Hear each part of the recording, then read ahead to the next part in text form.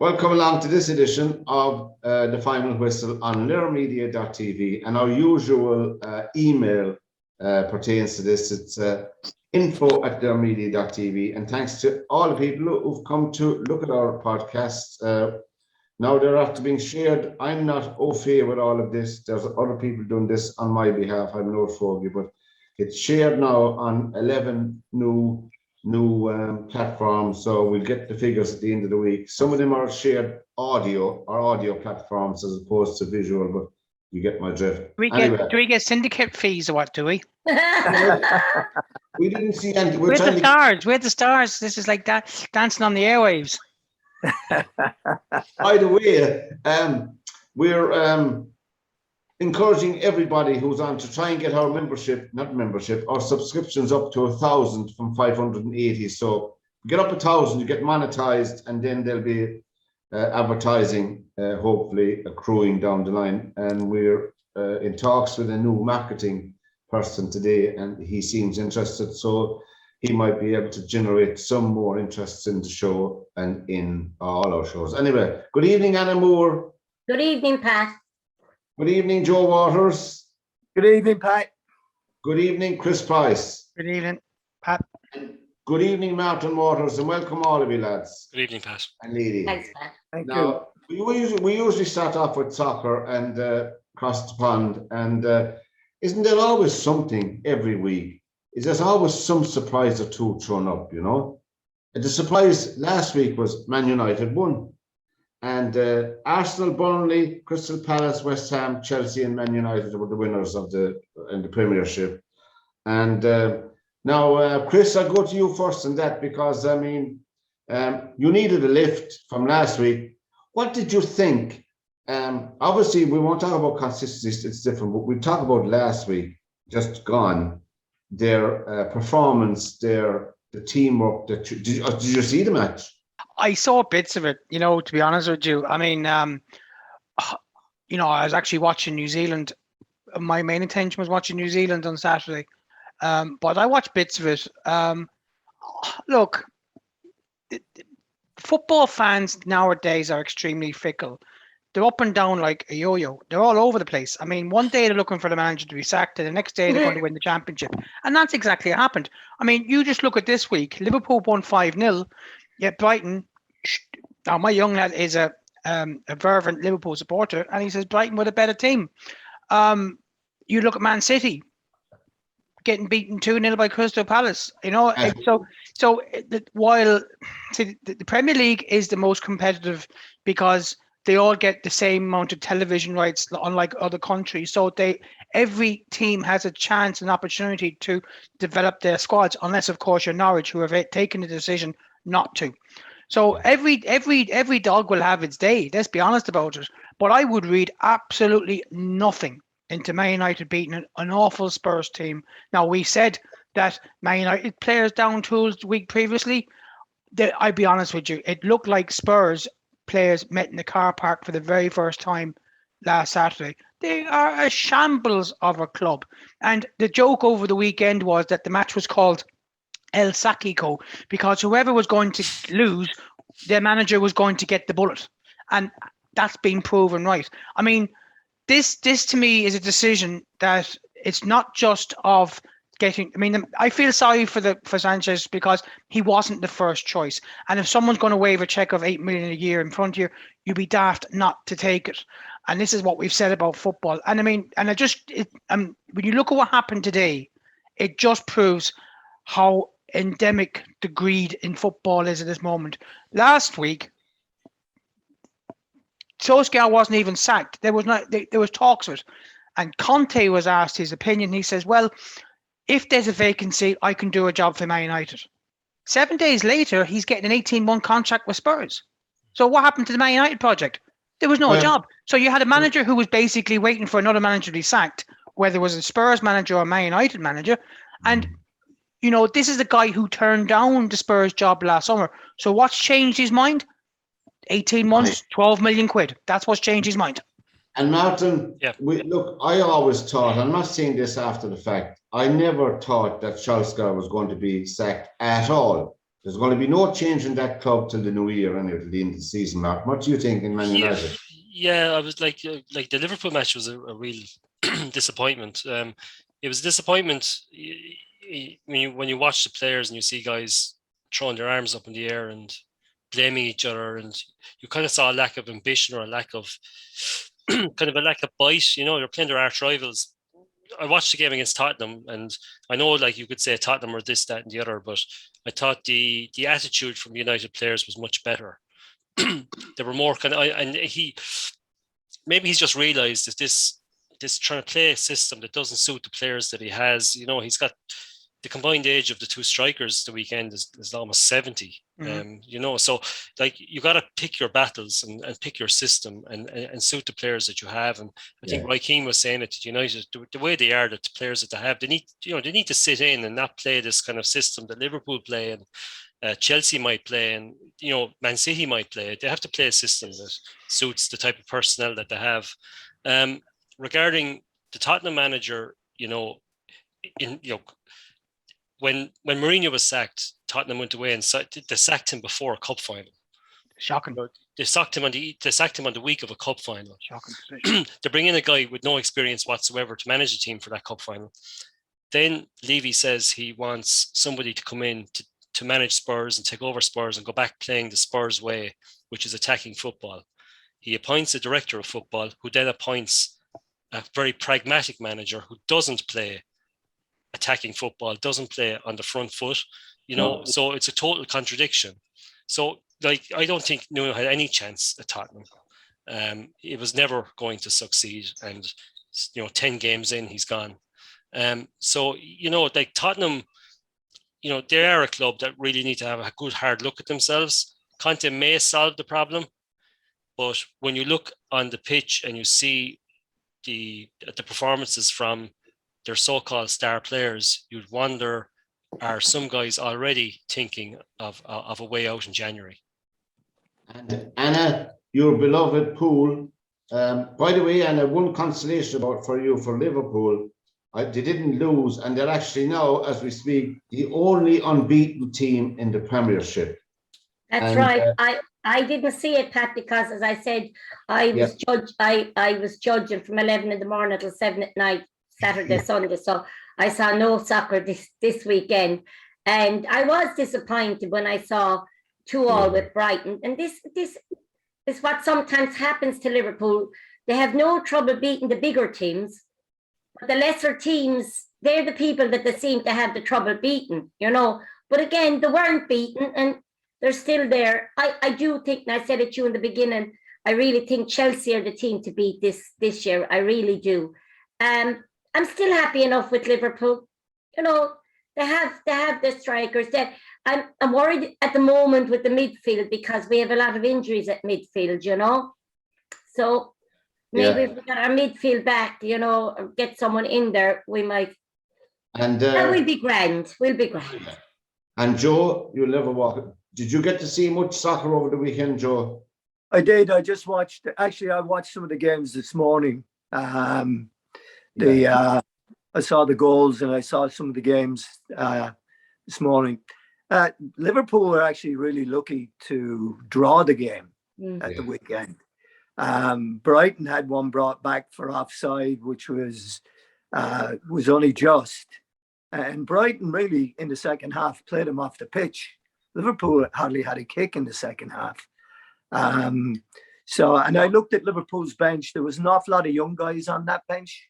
And then they had Jones playing. And so, what we were talking about last week about their depth in the squad seems to be something right now that is not. Keita went off again yesterday. It seems like he has the same injury. But they're unbeaten, so that was good. I mean, Man United are going to beat. Let's be honest, Spurs have been an absolute mess since Pochettino. After they lost in the Champions League final, the whole thing started going downhill, and they really have been like running in place really for a couple of years. Mourinho tried to come in and do it with a stick, and that didn't work for them. And then you get Nuno coming in, and I think, like to Chris's point there, the reason they sacked Mourinho is that Mourinho has won the League Cup, I think, more times than any other manager. He's put a huge emphasis on that because he likes to win trophies. And I think that if they'd left him in place for that cup final and he'd won it, they wouldn't have been able to get rid of him. So they had to pull the trigger beforehand. That's my opinion of it. We're talking, Conte. I don't know what kind of a job Conte is going to do here, because Conte he's his own man and he wants to spend money, and that's how he does things. He spends and he brings people in, and they don't seem to want to do that unless they're going to offload Harry Kane at Christmas in the next window, and then use that money to build a new squad. But they did that with Gareth Bale as well. And the last guy that came in as part of that group just left a few weeks ago, and none of them were a success. So Spurs to me. But Joe, you're going to have to ask yourself. I mean, Levy is a chairman who basically is like a manager in waiting. If you ask me, he wants to know everything that goes on in our club, and I'd be stunned if Conte actually takes the job. Maybe he will. Maybe I'm so out of touch. Yeah. Because my feeling is that, I mean, he basically, when he was Chelsea manager, he undermined Abramovich and the Chelsea board so much that they just sacked him. Now I can't see Daniel Levy, allowing that to go any more than 3 weeks. And that's the thing. I mean, is Levy has made so many bizarre decisions since the 2018 to 2019 Champions League final that you just wonder what's going on, because they want to play, as you said, you want to play the Spurs way, then they bring in a very conservative coach. Now they're going back to a man that didn't want the job in the summertime. And now they can't, if he's only there for 18 months, there's no way in the world he's going to be given a transfer with budget, because he's not going to be there. No, you're right. But Chris, do you not feel maybe that if he's going to take this job, that he'll make stipulations that he'll be given so much for the window in January? No, because every soccer manager knows that it takes about a year for new recruits to bed into a new system. Now, it's laughable if Daniel Levy is going to turn around to Antonio Conte and says, "Prove yourself in 18 months." He's going to say, "Yeah, but hold on. Go do one. That manager, Chris, that's gone. He was only given 10 weeks." Yeah, but there's a massive difference between Conte and there's a massive difference between Sanchez, because Conte has won leagues. There's a massive difference here. Conte was the manager they really, really wanted, but he was given no transfer budget, so he walked. Right? You have to have the players to win these leagues. But they don't have the players. But the problem is that Spurs are not a buying club. Spurs have always been not a buying club because, I'm choosing my words carefully here. They've just not been a buying club. It's as simple as that. Now, for Spurs to go around and now spend, which probably would mean about 250 million in the next 2 transfer windows, you need to pass the smelling salts around the boardroom for that to go ahead. It's as simple as that. I mean, you're basically going from one philosophy, throwing that in the bin, and then saying, right, we're going to write the check, we're going to bring the checkbook out. Spurs don't do that. But the point I'm making is the most baffling thing is that who does Daniel Levy think he is if he's going to tell a coach like Antonio Conte, you need to prove yourself in 18 months? It's not even that. The manager of, in my opinion, the manager of the Premiership, in my book, up to now, has been David Moyes. Don't talk about him about anything. David Moyes, West Ham now are joint third or in fourth place, if you like, and goal difference. But if you look at the points table, say from January this year to now, I think they're ranked in second behind Chelsea. Yeah. So that's how good of a job he's done since January. When he came in 2019, I think it was around December 2019, West Ham were in 17th place in the Premier Division. They were one off relegation zone. So he's done a remarkable job with, like, there hasn't been a whole lot of change there in personnel. He did mention that the two Czech players that he signed made a huge difference when they came in around the mindset of the players. Yeah. They were the first two players that he had with the club that would stay back after training and stay for like an hour and a half, practicing other things outside of the sessions. It kind of reminded me of when Cantona came to United. He was the guy that was doing things before sessions or after sessions. Schmeichel was the same. When he came to United, he insisted on training with the first team outfield players and not training with the goalkeepers. So he wouldn't train with Jim Leighton, and he wouldn't train with Les Seeley, I think it was. He wanted to train with the players, the outfield players, and then do his goalkeeping session. So when you bring in guys like this, the sentimentality and a focus within the dressing room. So Moyes has been very clever, and his backroom team are all former managers. So they've all managed clubs in some shape or form in different countries, in lower leagues. He's got Kevin Nolan. I think he was with Notts County or something like that. He's got a couple of other guys in there that have all managerial experience. Huh? What'd you say, Joe? Yeah, he's got Stuart Pearce there as well. He's got Alan Irving there. Yeah. He really, like I've talked about him enough times. I thought that it was a disgrace what United did to him, and he's proven the value. I mean, David Moyes was manager of the year 3 times, I think, while he was at Everton. Yes. That's the kind of a guy that you have, and because the United players didn't buy into him straight away, they used to deride the coaching staff. What they would say would be, "Are Everton in today?" That's how they addressed the coaches, asking if they were going to be there today, and they had no respect for them.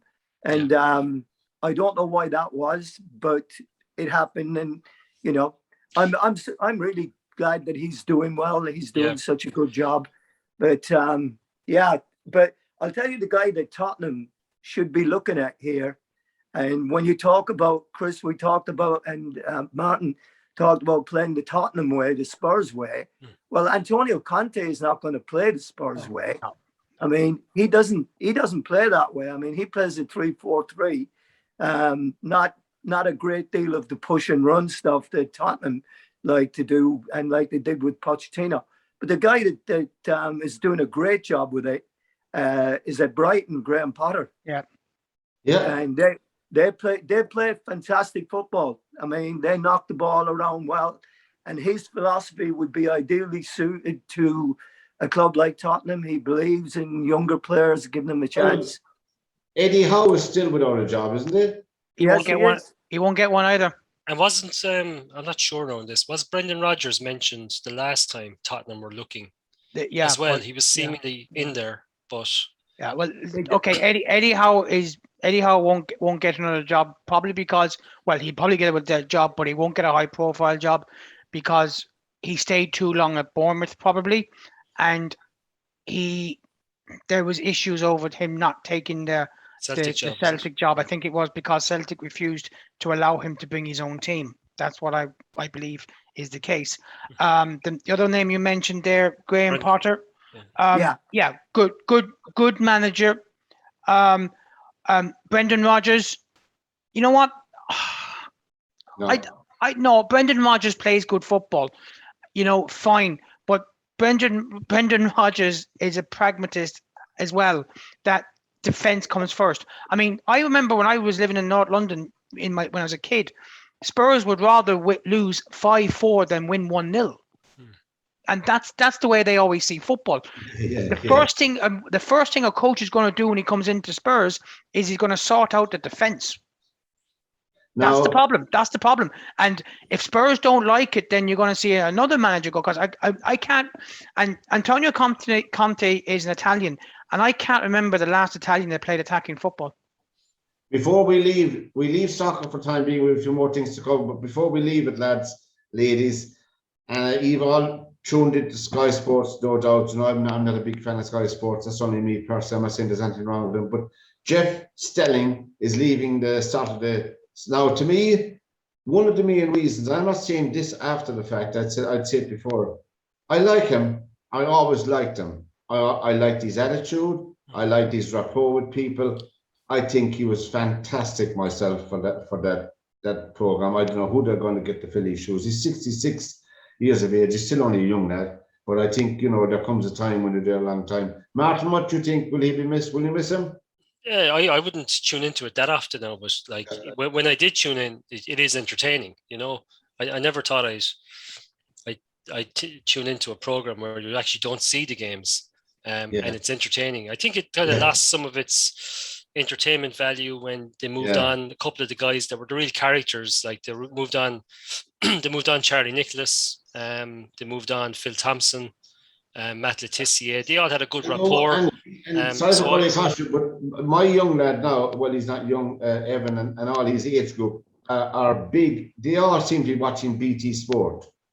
I haven't seen it. I've never seen it. I don't know what kind of a panel they have on Saturday, but all that younger crowd seem to be BT Sport all the time. I don't know. Maybe it is lost. Anna, do you remember Jeff Spelling? You remember him on Saturday? But like I'd be like Martin now. We have Sky Sports, we have BT Sports, we have all the sports channels.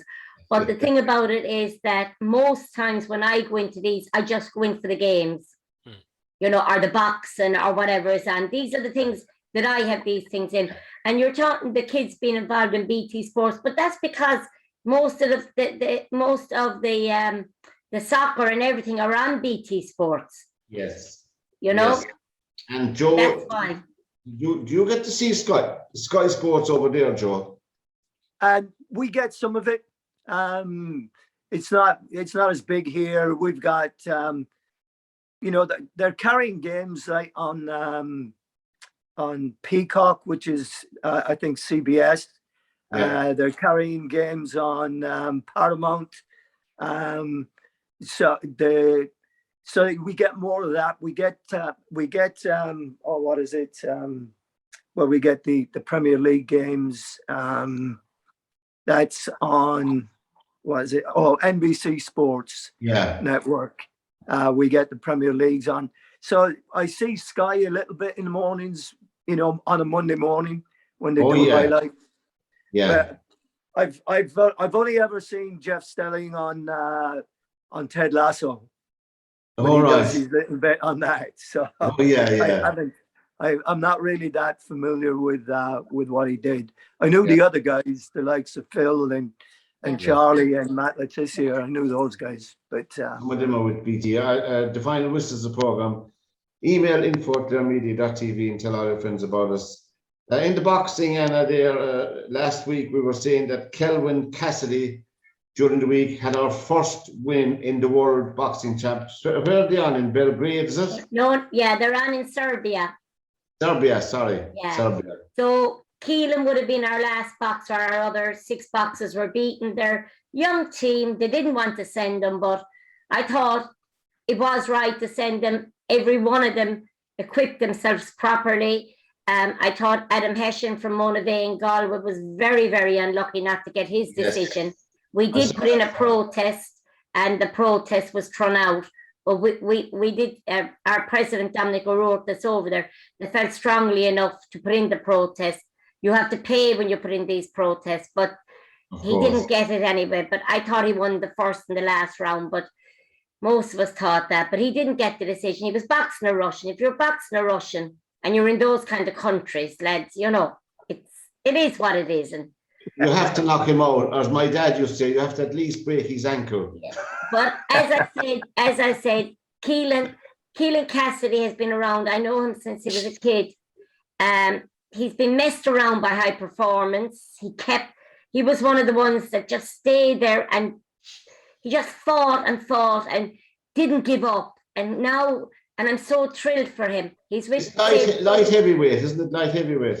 He's 80 kilos. He's 24 years of age. Saviour's Crystal in Waterford, and he was their first elite champion in our last that ever won. They never an elite champion. And now today, just for I came on here, he won his way through to the quarterfinals. And I'm so thrilled for him because he never gave up. Who did he beat? Tajikistani. Yeah. So he's into the quarterfinals. When is that fight on then? I'm not sure. I'll have to go and look at the programs later. It won't be tomorrow. I'd say tomorrow is Tuesday, maybe Wednesday. Maybe Wednesday. So Keelan Cassidy, one more fight. You have $25,000 and a bronze medal for your future. Exactly. And you know, the kind this young fella is, the 25,000 will be good for him, but it's that medal. Because if he gets a medal at a World Championships, then with his elite champion, being elite champion as well, he's now then in January in line for a grant. Excellent. That's the only way boxers get a grant. I've seen boxers go into high performance and say, look, I can't stay here if you're not going to get me money. But there are protocols. You have to win a medal at a major championship. You have to win an elite title. And if he can do that, he will get a grant. If he doesn't, he won't get a grant. And to allow him, of course, Anna, there's only a short term now this time. We have a year less to the cycle of the Olympics, so to allow those people to go full time. Yeah. Yeah, well, now. Well, I don't know whether he would. I know he was serving. I don't know whether he's finished his time as electrician. I know that. I didn't check that out, but we're going to move along to Rugby Union, Chris and lads. He mentioned that their Rugby Union really, the match against Wales was a nonsense match for the All Blacks, really. You know, they could play with their hands tied behind their back. Did you see that, Chris? I did. I thought they were unreal. I mean, some of the handling, it was actually like basketball. Some of the tries in the second half. I mean, I thought Wales, I felt sorry for them because they played well to a point. They got within 12 points, and then within 10 minutes, they were like 35 points down. They just scored 3 tries in about 5 or 6 minutes. 54-16. Yeah, but look, New Zealand have beaten Ireland 60-0 and stuff like that. I mean, I remember they beat Ireland when Ireland were played brilliantly in the first half, and then they rolled off, you know, like 7 or 8 tries in the second half. I mean, they can just do that to teams. That's the problem. They 124-14. Yeah, there's a story behind that apparently. The story behind that was basically there's a story going around. The rumor has it that some of the American players were laughing at the hacker, so they got what the New Zealanders went to town on that. But look, listen, they've beaten. I mean, what happened with Wales could easily happen to Ireland in 2 weeks' time. Well, it's simple as that. You know, Ireland can find themselves playing well for 50 minutes, and all of a sudden, a couple of changes. See, you have to remember that some of the the Irish rugby team is going nowhere with Andy Farrell. Nowhere. People are. Well, who would you rather have? Rather have Andy Farrell is nowhere near an international coach. Who would you rather have? Just give me a solution. There's a nonsense. A solution was just too late for a solution now. Why, if you don't want him, it's not too late for a solution. I mean, if you don't want him, who you want in his place?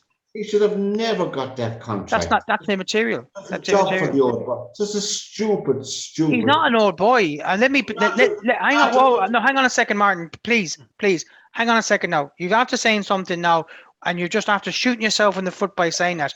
Andy Farrell is by no means. He is not an old boy, and I tell you why. He comes from rugby league background from the Northern England. I know all about him. Right, fine. Then he is definitely not old boy Alakadu type. He is a rugby coach, and I think he's a decent rugby coach. Maybe some of the people behind him, like other soccer clubs or whatever, and rugby teams, don't have the best personnel as well. Okay? Maybe he's not allowed to pick his own men. We don't know. Yeah. But I asked you a question, and you couldn't give me an answer. Because teams evolve and coaching setups evolved. There's no point saying to me he should never have got the job. The point of the matter is, who would you rather in his place? You still haven't answered that question. I think that Ronan O'Gara should have been given a twist. I think there would be too young and too inexperienced. Strong case for Ronan O'Gara. He knows too young and too inexperienced. He's doing the right thing, going away and getting his experience. The fact that Ronan O'Gara knows the players, he would come within 100 miles of it. Martin, what do you think? Well, I'm not sure about who the Ireland manager should be now, because in fairness, Farrell hasn't been in the job that long, so Yeah. you need to give him time. These guys require time. You know, what's he got? He's got a Six Nations during COVID. Like, you can't judge a guy based on that. There's not even a crowd to watch the games. So I would hold my counsel on All managers well. during COVID, Martin. I know, but like, nobody really won the Six Nations last year. It was kind of like, it was kind of mixed results. It was whatever you're having yourself. So I think he'll be judged more on the upcoming autumn internationals. And also, like, I don't know about you guys, but I'm listening to the media and all I'm hearing is Johnny Sexton this, Johnny Sexton that. Yeah. And when are Ireland going to give another out half the opportunity? Johnny Sexton's 36 years old. Well, Andy Farrell is a coach. Yes, that's what I'm saying, Pat, is Andy Farrell is his golden hair boy. Yeah, but I'm not talking about I'm talking about the media here. I'm talking about the media's reporting. It's almost as if they're essentially trying to influence the decision of who the Irish out half is going to be. And it's going now. I'm like, Johnny Sexton's been a fantastic performer for Ireland and a brilliant servant. Yeah. But like, there's 4 other guys waiting in the wings to be given their opportunity. Like, autumn internationals, what a golden opportunity to give them their opportunity to perform on a big stage. They're playing Japan, they're playing New Zealand, they're playing Argentina. Give these guys a chance to play at the highest level and get them ready for the Six Nations. You cannot go to a World Cup with a 38-year-old out half. I'm sorry. Japan are playing very good. Japan played a great match against Australia, and Australia have good form recently as well. Have you any interest in this, Joe, this Irish coach, this Rugby Union? Oh, yeah. Yeah, I mean, I follow it. I watch the games. But, again, it all comes down to who is there with the experience to take the job. The guy that maybe, and I don't know what the rest of you think, but Lancaster, wasn't he the England coach there for a while? Yeah. Hugh Lancaster was, yeah. Yeah, and he was the one, and Eddie Jones benefited hugely from what Lancaster started. Yeah. They put all those young guys in at the time Lancaster was playing, and he had a plan for the last World Cup. That's what he was building towards, and the results didn't come for him during that time. So he was elbowed into touch, and they went out and got the hired gun that Eddie Jones. So there is a guy there that has experience of it that might be able to do the job. But I agree with Martin. We want. It seems to me that whenever we appoint somebody, we need them to hit the ground running, and they need to start bringing results straight away. And that's not realistic for anybody. I mean, the Irish team was, a lot of guys were coming to the end of their time, weren't they?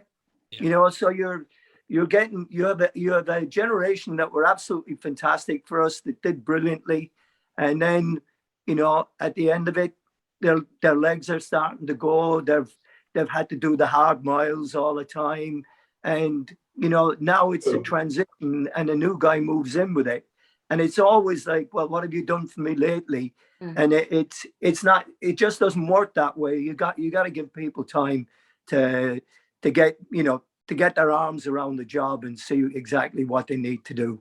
Yeah, and Anna, I'm not as being the only lady in the panel, Anna.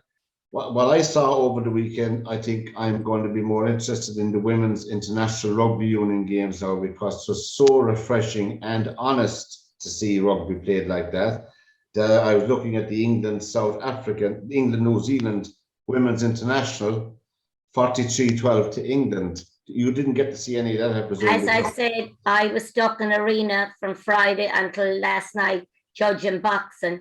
But I agree with what Chris said. Over the COVID, we really haven't seen that manager or what he can do. And again, as Joe said, if you're expected to go in and have the team just run out and win, he's got to get to know the players. He's got to know their form, and I do agree again with what you're saying about Johnny Sexton. That's all you're looking at on the paper is Johnny Sexton. Now, you mightn't agree with me here, but when Brian O'Driscoll was playing, and he was a brilliant player, but we had O'Gara and we had O'Connell and those as well. But all you were listening to was Brian O'Driscoll. So I know that. That's the you know Dublin. what I mean? It's Dublin 4, lads, or that's what Andy Farrell. No, Andy Farrell has a great goal to achieve in the next World Cup with Ireland, since he's going to be there anyway. There's no choice about that. We have never reached the last 4 of a Rugby Union World Cup. So would he be the man to do that for us? Honestly, I don't know, Pat, because the problem that you have is that, and Martin has made, and I think Martin has made the point of the night here about Ireland could be sleepwalking into having a 38-year-old as an out half in the World Cup. And I don't care what anybody says. I know he can get a little bit defensive about it, but Johnny Sexton is really only 1 concussion away from quitting. He's had so many over the last couple of years that one day, it's not even a bad concussion could do him. And I just found it strange the other day, and my wife actually said it to me. She says, look at this. She says, Johnny Sexton has declared himself fit for the autumn internationals. Since when did the player declare themselves fit and not the coaches declare the players fit? Or the doctor. Yeah. And I found that, I mean, I don't know whether it's a case of the tail wagging the dog here and him saying, I'm playing and that's it. Well, I hope we're gone away from the idea, and I have a suspicion we're not fully gone away from the idea that we have to pick so many from Connacht, so many from Ulster, so many from... No. That's gone years ago. That's gone years ago. 4 provinces now. We're a fully professional game now, Rugby Union in the Republic in Ireland. 32 county, fully professional game. Surely they can get 20, 25 players in. And this nonsense about not picking people because they're playing with a French club or a Belgian club or a flipping Russian club. They're all professionals. Pick your best players. There's a difference. I know the point you're making, and again, it was Johnny Sexton that benefited. Everybody else. They made an exception for Johnny Sexton. Of course, I agree with you. Dublin. I agree with you. And Johnny Sexton should not have been allowed that. Okay. It's a nonsense. The biggest is, and I think the problem that the biggest problem that that rugby will have in the next 10 years is the decline in children playing sports, in all sports, not just rugby or hurling or Gaelic football, all sports. I mean, anybody, and Anna would know this when it comes to a certain age group, and I would pinpoint the age group between the ages of 15 and 18, that if you haven't got them by then, you've lost them forever. And this is in every single sport. And what's happening is that the lads who would have been playing all sports years ago, I'll give you an example, right? My young lad plays Gaelic football, but he actually doesn't play Gaelic football this year. He plays hurling soccer, right? He's got lads on the teams that are playing soccer, Gaelic, hurling, and rugby. They're only doing 1 training session. And my brother, who's the Clare Youth soccer manager, they went to play Cork and got beat 6-0. And we were talking the other night and I said, well, what happened? He says, look, I don't have my players. He says, I've got a player doing hurling training, a player doing soccer training with his club, a player doing Gaelic football training, or a player doing rugby training. I will look lucky if I see them once every 2 months. How can I train an inter-county team when I don't even see my players? Because the same players are playing all sports. Now, that's County Clare. I guarantee you, if you're going into major cities like Limerick, Cork and Dublin, a soccer player, if he says has notions of going playing hurling or Gaelic football, he says, well, off you go and don't come back. We can't do that because we don't have the playing population. That's true. I agree with Chris there, because I know outside in Ennis Boxing Club are only open 2 weeks because of exactly what you said. A lot of their boxers were playing Gaelic and they'll only come in now. And my own lads, they all played soccer, rugby, and they boxed.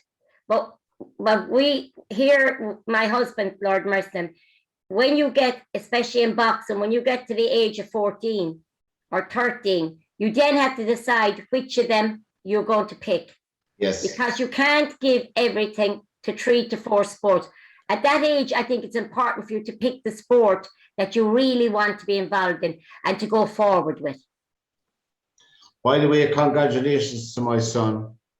He has a medal now in every league in junior soccer and county Clare since he started.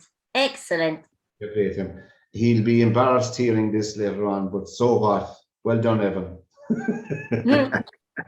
Now, the final whistle is the program on learnmedia.tv. And tell all your friends about us, and we have an email info@clearmedia.tv. I did not bring the list. I left it in the other room. It's too late now to vote for some of the comments. Damien Duff, remember him playing Joe? Damien Duff? Oh, yeah. Yeah. Damien Duff is in line. He's been offered the job to take over Shelbourne FC. As you know, Shelbourne is one of the oldest clubs in soccer in Ireland. It's been down in the doldrums. It went to a fantastic heights there under that character. Was it Ollie Byrne? Ollie Byrne, yeah. Character man, that was Ollie Byrne. And then bang, the whole thing fell down because of money, really, not because of enthusiasm or soccer. Now, Damien Duff has said he didn't really want the job, but he's been prevailed upon over the weekend to change his mind. I think to be a great fit because they're coming up from the first division. They're first division champions this year, and they are automatic promotion to the Premiership. Be a tough ask for them, but they're another Dublin club. They should have a good base, a good fan base, and a good support from the financial community. I don't know, Martin, I'm excited about Shelbourne myself coming back up. Yeah, I used to go to a lot of the League of Ireland games when I was a kid. Was winning the championship. I mean, Shamrock Rovers is a huge tradition in Irish soccer. Yeah. You know? Yeah, and you know, you've Treaty then playing on Wednesday. Yeah. So they're in the playoffs playing UCD with Galway and Bray on the other side. So, like, maybe things are turning around for the League of Ireland, hopefully. Since, you know, it's under new leadership and things like that. So hopefully things will turn for the better. It's good to see. I think it's good to see former players, international players, now managing in League of Ireland, and they're not managing in the UK. That you know, Duff is a good catch for Shelbourne. It'll generate great interest within the club. And you know, Shelbourne have actually a big fan base. I lived in Dublin for 10 years, and a lot of the guys I knew from Dublin would have supported Shelbourne. So they were going to those matches against, I think they were playing Deportivo or La Coruña or something in a Champions League game or something like that in Lansdowne Road back then. So they do have a big support there if it's properly encouraged and things like that. And we all know Shamrock Rovers have a big support. So things are looking up. Yeah, there's some great potential great games now in Dublin with Shelbourne, St. Pat's, Bohemians, Shamrock Rovers. You know, you have 3 or 4 or 5, 6, 7. And you could have Bray coming up from Wicklow now. You know, I think Treaty, and it's brilliant in their first season to get to the playoffs, but you have the likes of Galway and you have UCD there, that they're the top 2 after Shelbourne, and we say Limerick and Bray have lost to these teams. So, you know, it would be interesting to see. Well, Limerick only lost 2-1 to UCD, above in UCD, you know, so it is feasible. But what you have to ask yourself is, are Treaty ready for the Premiership? Well, I don't think they are at the moment. For instance, wouldn't it be on a selfish basis if John Caulfield managed to get Galway up to the Premiership and Cork City, which is a huge fan base? That's so sad, Pat. I find that very sad. They've seen a soccer that's so sad. Cork City, and they were just above the relegation in the first division. To me, it's astonishing when you consider a short couple of years ago, they were hopping around all over Europe playing all these exotic teams. Go back 5 years. They were winning the Premier League in Ireland, and they were winning the cups, and the following they had was unreal. Look at Dundalk. They're third from bottom in the Premier Division. You know, Dundalk, Martin, were the very same. Dundalk were a great team.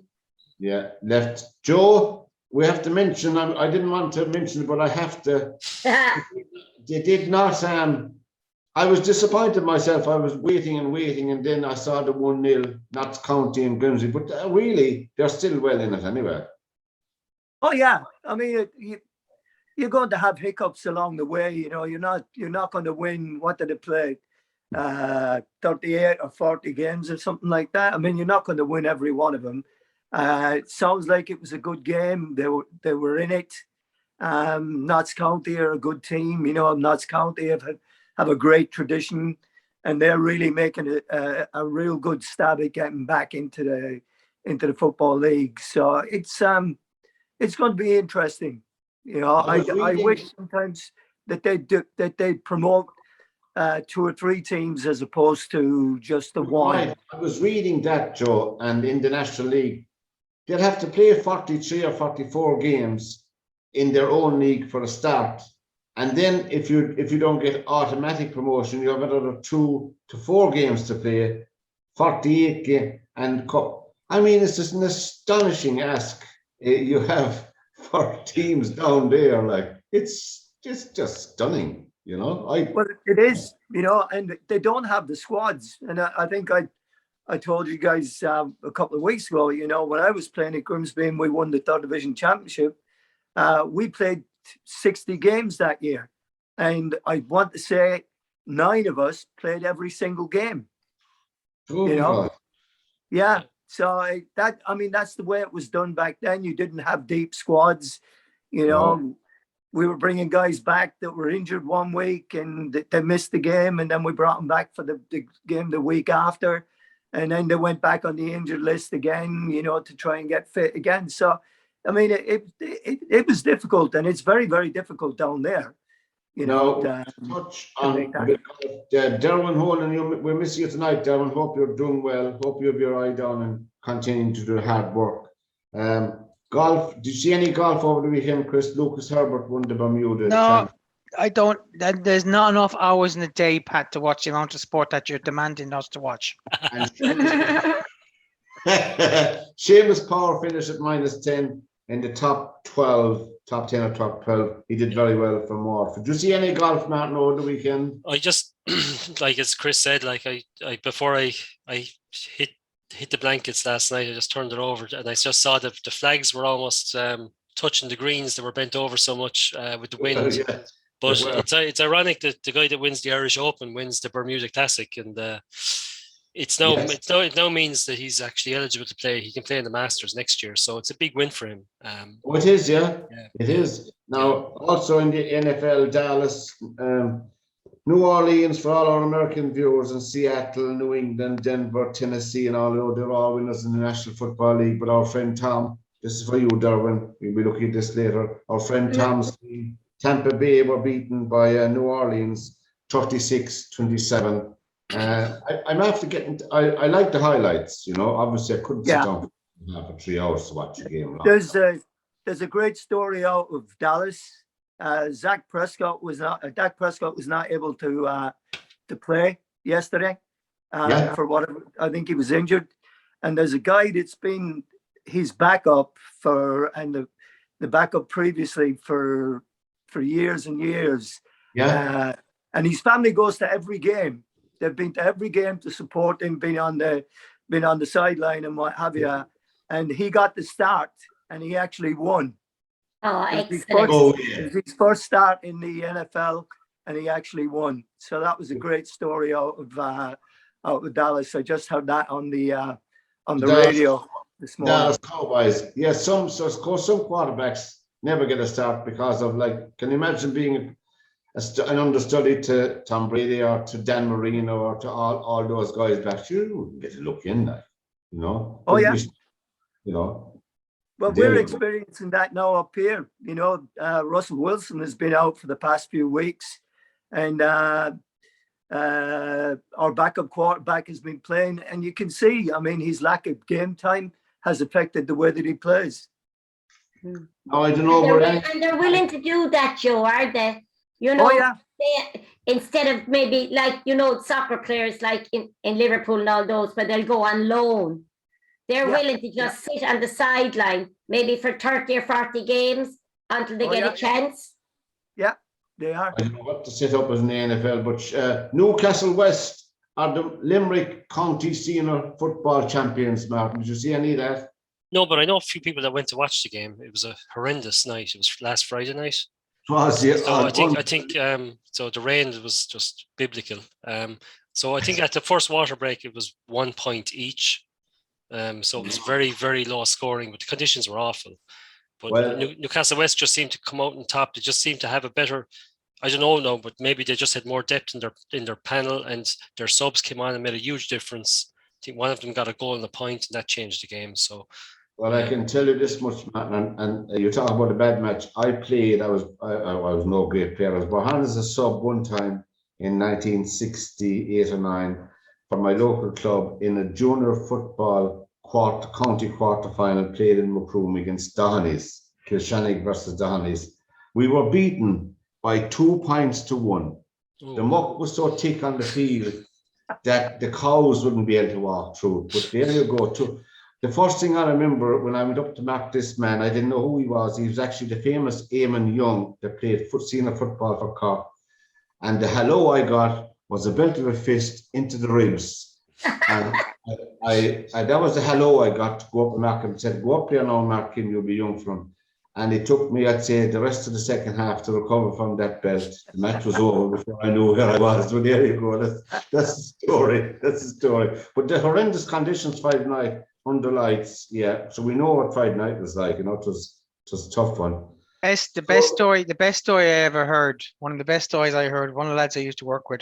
He was playing junior soccer in Limerick years ago.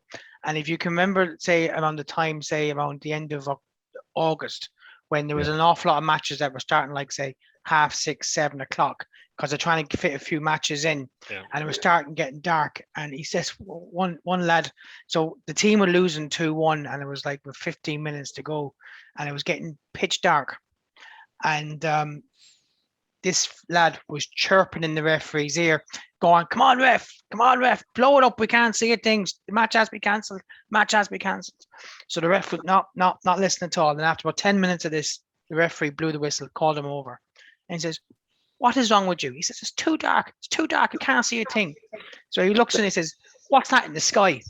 He says, that's the moon. How far do you want to see, son?